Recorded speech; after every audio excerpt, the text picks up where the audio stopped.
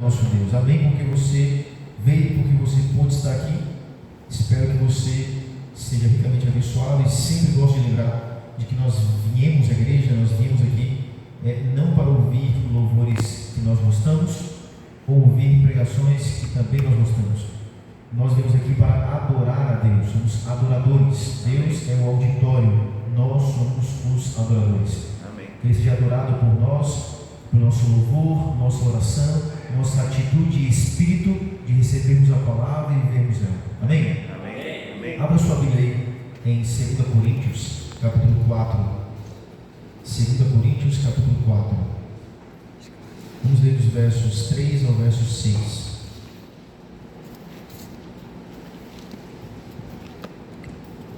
Coríntios, capítulo 4, verso 3 ao verso 6. Vamos falar um pouquinho de cegueira espiritual.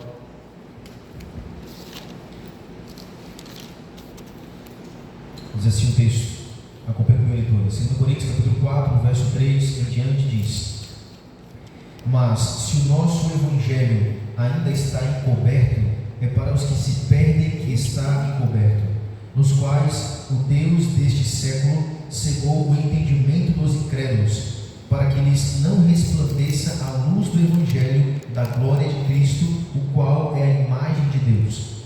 Porque não nos pregamos a nós mesmos, mas a Cristo Jesus como Senhor, e a nós mesmos como vossos servos, por amor de Jesus. Verso 6: Porque Deus, que disse: das trevas resplandecerá a luz, Ele mesmo resplandeceu em nosso coração para a iluminação do conhecimento da glória de Deus na face de Cristo. Amém? Amém. Eu pedi para Iá resumir a mensagem de hoje em forma de vídeo, e o Emerson vai colocar para nós ali. Vamos assistir esse pequeno vídeo.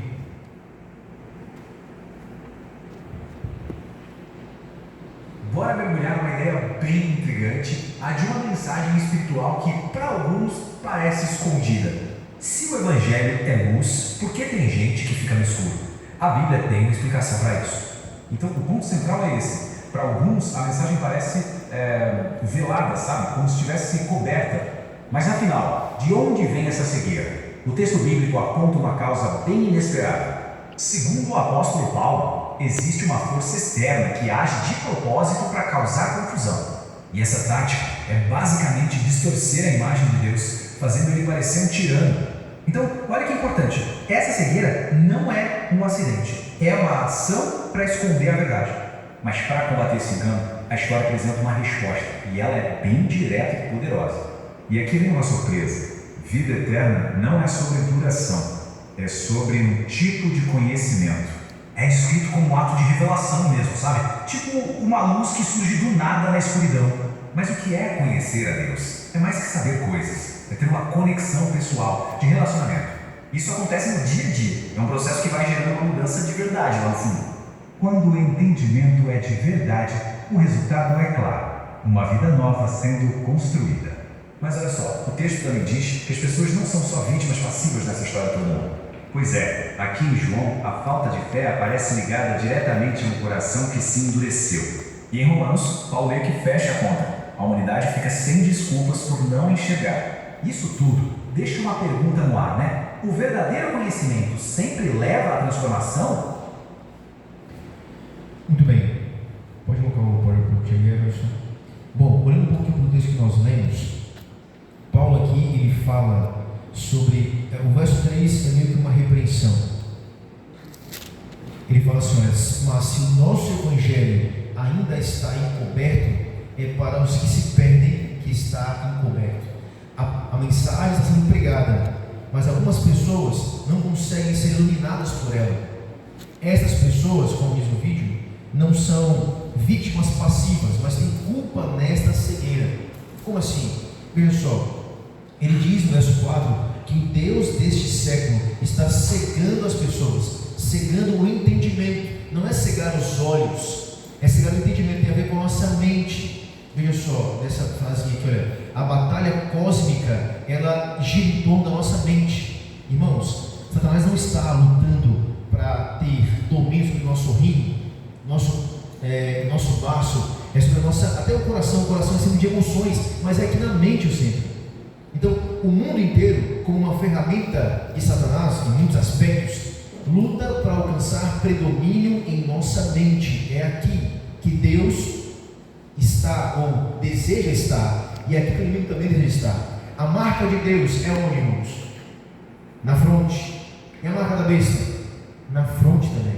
Não é na testa, não é uma marca física, tem a ver com a nossa mente. E aqui o Deus desse século, que é Satanás, ele tem trabalhado, ele não descansa, ele tem estudado a mente humana através de séculos, conhece muito bem, mais do que qualquer cientista, mesmo que Freud, dentre outros, ele conhece a cada um de nós com os seus exércitos demoníacos e sabe aonde coçar, sabe aonde nos tentar, sabe aonde deturpar a nossa imagem. Sabe, na época de Cristo, quando ele veio a este mundo, ele chamou os seus apóstolos.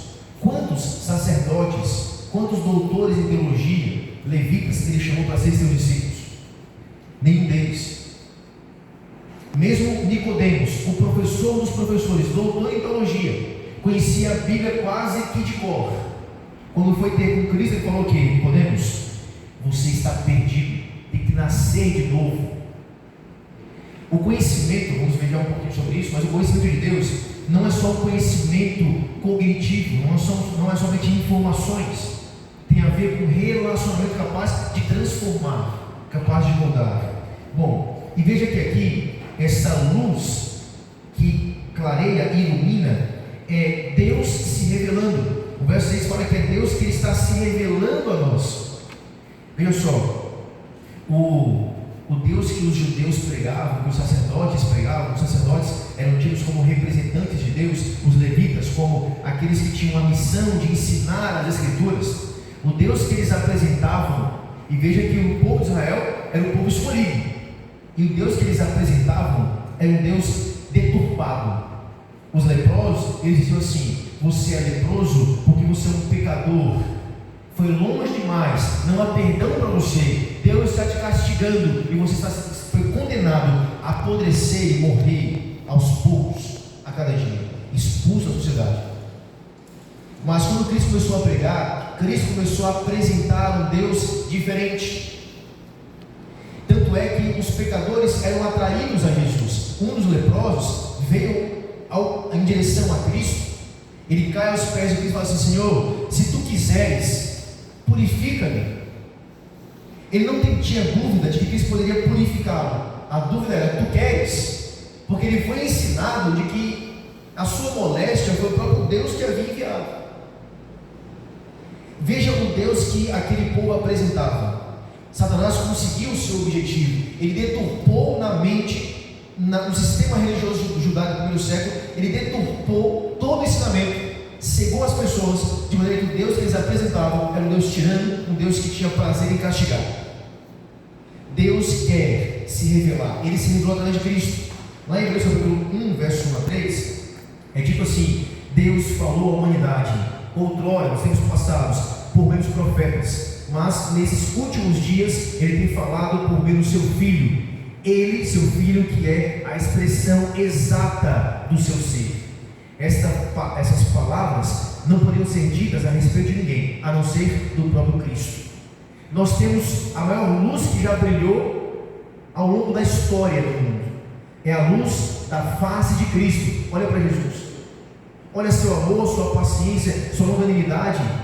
O leproso, que as pessoas tinham nojo de se aproximar, ele cura pelo toque. Ele segura em suas feridas. Que Deus extraordinário. Mas o inimigo, ele tem cegado as pessoas. Pergunta aí fora: quem é Deus? Tem pesquisas e vídeos que eles fazem sobre isso. E as pessoas têm ideias diversas sobre Deus. Na maior parte delas, um Deus que não é o Deus da Bíblia. E Deus quer que nós sejamos essa revelação, para entendermos quem é Deus e para ensinarmos quem é Deus. Bom, esses são os passos, vejam só. Satanás, ele quer cegar as pessoas, e para cegá-las, o alvo é a mente. Então ele derrama uma avalanche de coisas, de lixo. Aí tem filmes, séries, jogos, novelas, política, crimes, esses noticiários, esses programas que tem muita audiência, que é tragédia e tragédia. As pessoas gostam disso. E aí o pessoal fica assim, eu já falei aqui, já que eu mudei de casa e na minha nova vizinhança, eu acordo cedinho ali para poder fazer minhas coisas, estudar livro. E aí o vizinho acorda mais cedo do que eu, nem amanheceu, ele está lá, e ele bota ali qual qual? Na TV das desgraças. E eu tenho que fechar um pouco a janela para poder não ficar ouvindo aquilo ali. Então veja, irmãos, a maioria de nós temos muita pena dos animais, né, de ver animal sofrendo. Eu fico triste uma semana se eu ver um vídeo, às vezes a pessoa me fala, ok pastor, quando eu vi, já vi o negócio. Mas se eu fosse trabalhar no frigorífico, nos primeiros dias ali eu ia ficar muito triste, impactado, vendo os animais morrendo. Mas se eu permanecesse ali, ia chegar em certo estágio que eu não ia sentir mais nada, que eu ia sentir nenhuma emoção ao ver aquilo, nenhuma tristeza, porque a minha mente iria se acostumando, sendo cauterizada naquele sentido, porque nós somos transformados pela contemplação. Os olhos, nossos sentidos, são as avenidas da nossa alma, diz a irmã White. Então, tudo que eu estou vendo, ouvindo e me alimentando, absorvendo, vai causando transformação. Então, esse monte de desgraça acontecendo que é repetido, isso vai mudando, tirando a sensibilidade das pessoas, cegando as pessoas. O inimigo tem conquistado. Eu estava passando no shopping para comprar uma coisa antes de vir para cá, e eu até falei assim: olha, eu acho que shopping não é mais lugar para levar nossos filhos, porque rapaz, tem um pessoal que eu acho que que você olha assim, você se assusta. Tem um pessoal usando os príncipes, que ele fica aqui para de fora, mas ele sai por baixo com uma presa. Não é possível um negócio desse. É uma barbaridade. E os jovens de hoje, olha o quanto eles estão bebendo dessas coisas. O inimigo está cegando. Depois, ele impede que o evangelho resplandeça sobre as pessoas. Ninguém tem Bíblia, ninguém prega sobre a Bíblia, ninguém fala sobre Bíblia. Eu já falei isso em outro momento, quando era pastor lá em Macaria. Bom Jesus fazia parte do meu distrito, uma cidadezinha, tinha um grupo lá. Teve um aniversário da cidade, era a festa da gila. A gila é uma fruta, né? Eles fazem ali várias coisas com a gila.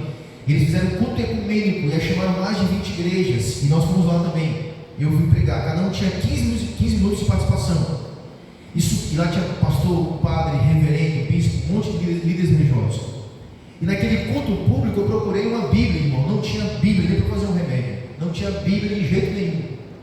E aí subiu o cantor, pregador, pastor, ninguém nem mesmo citou um verso da Bíblia, nem para falar assim: olha, diz João 8,32, conhecereis a verdade vos libertará. Ninguém, irmão. O pastor pregou meia hora, passou do tempo. Ele pregava assim: Deus quer abençoar você, Deus tem promessa na sua vida, Deus conhece a sua história. E aí foi meia hora desse vídeo. Bíblia, nada. Quando eu cheguei lá, eu mostrei um texto que vai aparecer aqui, mas antes eu vou pausar a história para pedir para você abrir sua Bíblia agora em João capítulo 12. Vai lá em João capítulo 12, porque existe, o inimigo, ele trabalha de diversas maneiras, e existe uma cegueira tão grande que nem o próprio Deus é capaz de dissipar. Veja só, João capítulo 12, vai lá, João capítulo 12, vamos ler o verso 37. Olha o que é dito a respeito de Jesus, do seu ministério. João 12, 37 diz assim: e embora tivesse feito tantos sinais na sua presença, não creram nele. Cristo fez muitos milagres. A maior luz que podia brilhar, resplandecer na terra estava ali, diante dos homens, e eles não creram.